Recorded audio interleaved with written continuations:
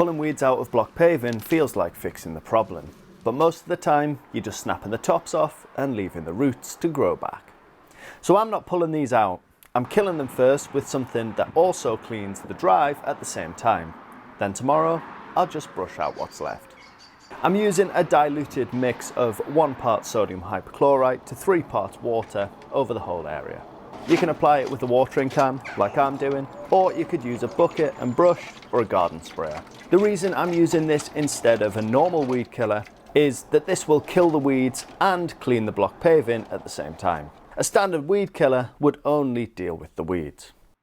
Full PPE is recommended when using chemicals, and you also want to be careful around plants and grass to avoid killing them.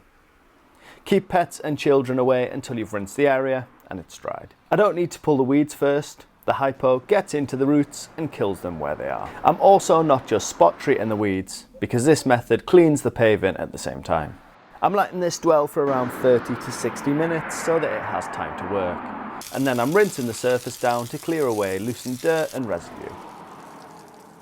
After 24 hours, the weeds are dead and brown, and the blocks are looking cleaner.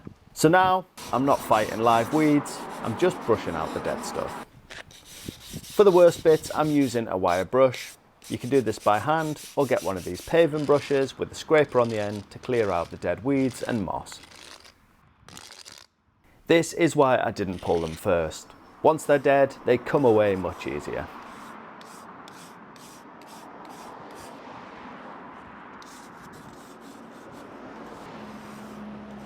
With all the bad areas brushed out, I'm just sweeping the whole driveway to clear the loose weeds, dead moss and muck.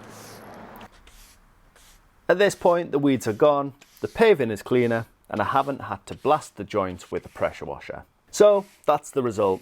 The weeds are dead and brushed out, the driveway is cleaner, and because I haven't brushed all the sand out of the joints, there's no need to resand.